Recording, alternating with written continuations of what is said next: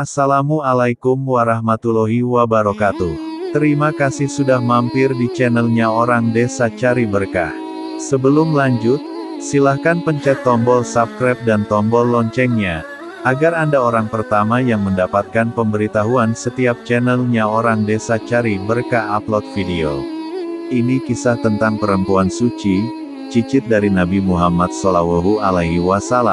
Ia juga seorang ilmuwan terkemuka di masanya, sehingga Imam Syafi'i pun berguru padanya. Sayyidah Nafisah lahir pada tahun 145 Hijriah, wafat pada tahun 208 Hijriah, makamnya di Kairo, Mesir, sampai sekarang masih dipenuhi para peziarah.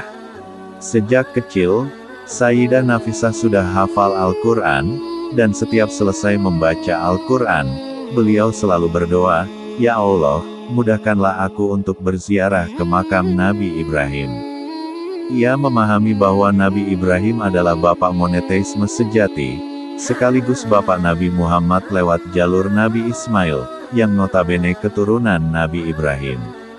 Sedangkan Sayyidah Nafisah sendiri adalah keturunan dari Nabi Muhammad. Dengan mengunjungi makam Nabi Ibrahim, boleh jadi ia berharap menarik benang merah perjuangan para leluhurnya.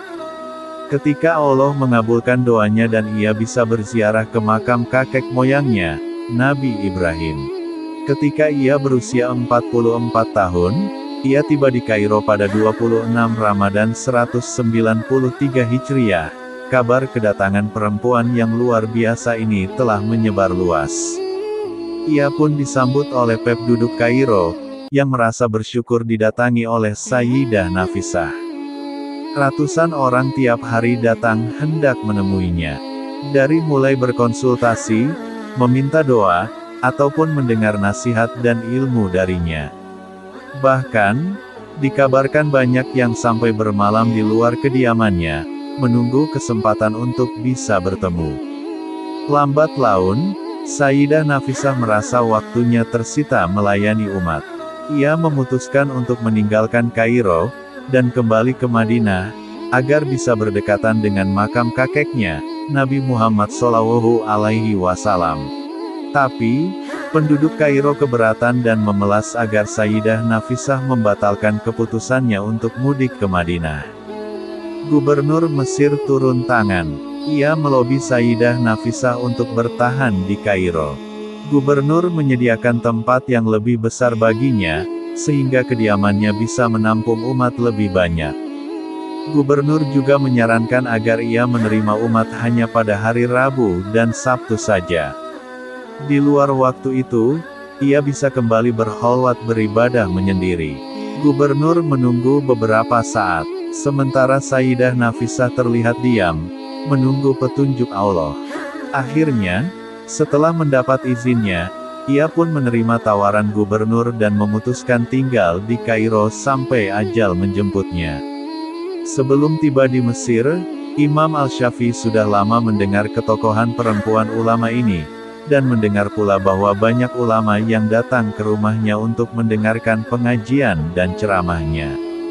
Al-Syafi'i datang ke kota ini 5 tahun sesudah Sayyidah Nafisah. Beberapa waktu kemudian, Al-Syafi'i meminta bertemu dengannya di rumahnya. Sayyidah Nafisah menyambutnya dengan seluruh kehangatan dan kegembiraan. Perjumpaan itu dilanjutkan dengan pertemuan-pertemuan yang sering. Masing-masing saling mengagumi tingkat kesarjanaan dan intelektualitasnya. Bila Al-Syafi'i berangkat untuk mengajar di masjidnya di Fustat, ia mampir ke rumahnya. Begitu juga ketika pulang kembali ke rumahnya.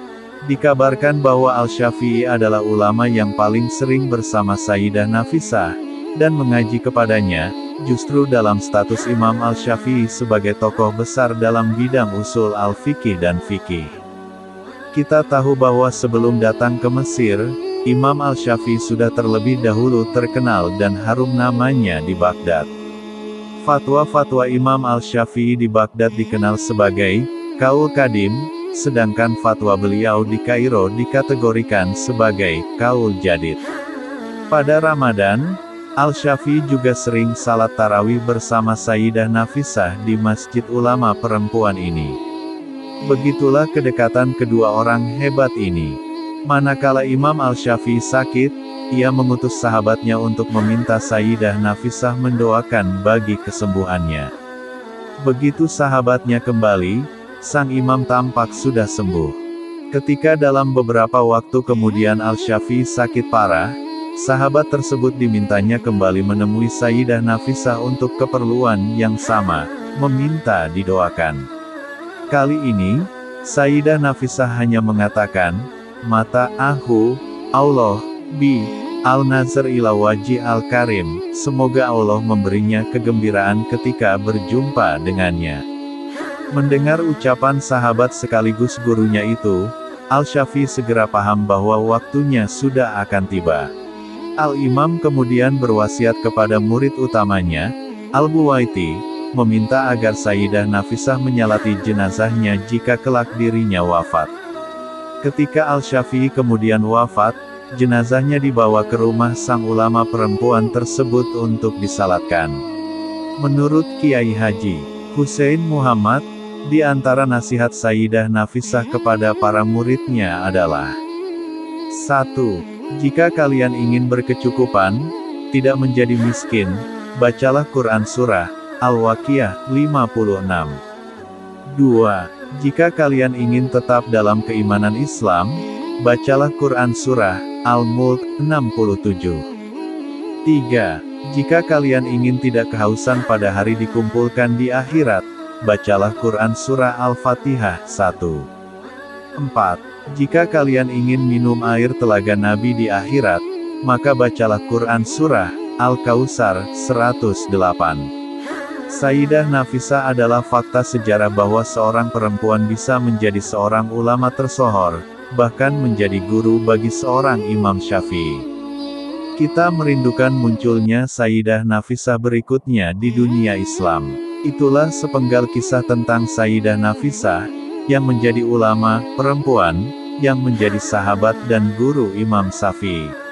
Semoga kita termasuk orang-orang yang memiliki mahabbah terhadap para waliullah, ulama, habaib, kiai dan para guru, sehingga kita selalu mendapatkan keberkahan, kebahagiaan, keselamatan, dan keridhaan Allah Subhanahu wa Ta'ala. Amin. Assalamualaikum warahmatullahi wabarakatuh.